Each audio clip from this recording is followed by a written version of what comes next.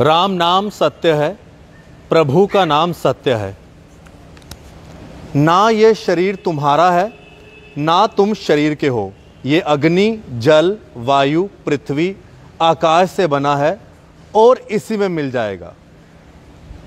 ये लाइन आप जब भी किसी के अंतिम संस्कार पे आते हैं तो ज़रूर पढ़ते होंगे। और जब हम किसी के अंतिम संस्कार के लिए जाते हैं तो राम नाम सत्य है की बानी के साथ उसके जो है उसे अंतिम श्रद्धांजलि देते हैं।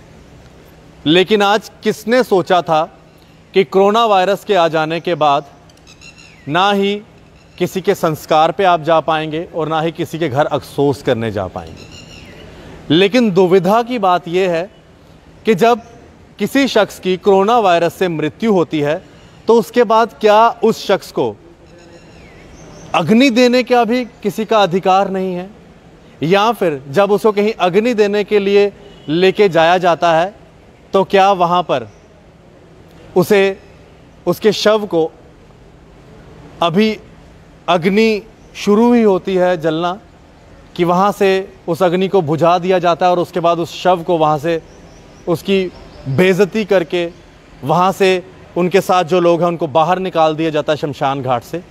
कुछ ऐसा ही किस्सा हुआ आज सुबह।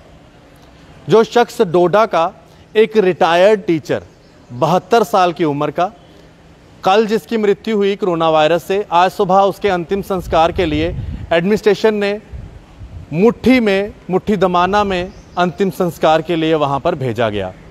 और वहाँ पर जब अंतिम संस्कार शुरू होने लगता है तो वहाँ पर उसी टाइम वहाँ पर 100-150 लोग आ जाते हैं और वहाँ पर आके हल्ला गुल्ला करते हैं और वहाँ पर उस शख्स के डेड बॉडी का तिरस्कार करते हैं, निरादर करते हैं और उसके बाद वहाँ से उसकी डेड बॉडी के साथ उन लोगों को शमशान घाट से निकाल देते हैं। फिर वो शख्स की डेड बॉडी को लेकर वो उसके परिवार के लोग एक बार फिर से हॉस्पिटल में आ जाते हैं, मॉर्चरी में। क्या ये इंसानियत है?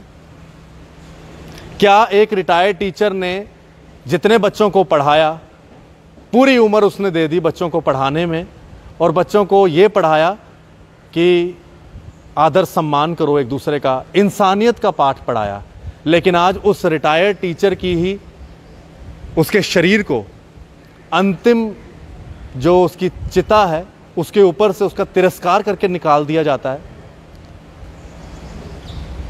कौन है जिम्मेवार? एडमिनिस्ट्रेशन कहां सोई हुई है? ऐसा पहली बार नहीं हुआ है। इससे पहले भी एक शख्स के शव के साथ इसी तरह से तिरस्कार हुआ था जोगी गेट में, और उसके बाद से लेके अभी तक एडमिनिस्ट्रेशन की नींद तक नहीं खुली।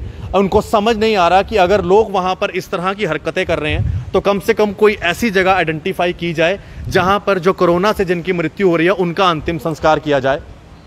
ये शख्स जो डोडा का रहने वाला था, जिसकी मृत्यु हुई,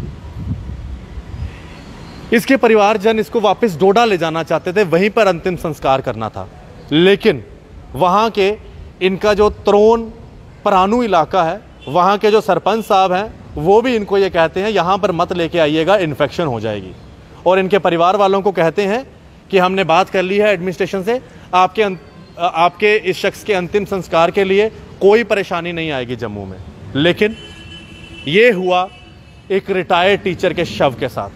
बड़ी ही शर्म की बात है और शर्म आनी चाहिए ऐसे लोगों को जो एक चिता के साथ इस तरह का व्यवहार करते हैं। एक शख्स के मरने के बाद भी इस तरह की अगर हरकत होती है तो वो इंसानियत के नाम पर एक बहुत बड़ा धब्बा है। मेरी तरफ से श्रद्धांजलि है उस रिटायर्ड टीचर को जो डोडा का रहने वाला था, जिसकी मृत्यु कोरोना वायरस से हुई। एडमिनिस्ट्रेशन से अपील है कम से कम कोई जगह आइडेंटिफाई की जाए ताकि डेड बॉडी के साथ इस तरह से तिरस्कार, इस तरह से बदसलूकी ना हो। आशीष कोहली, कैमरामैन अशोक चलोत्रा जी के साथ, जेके मीडिया के लिए, जय हिंद।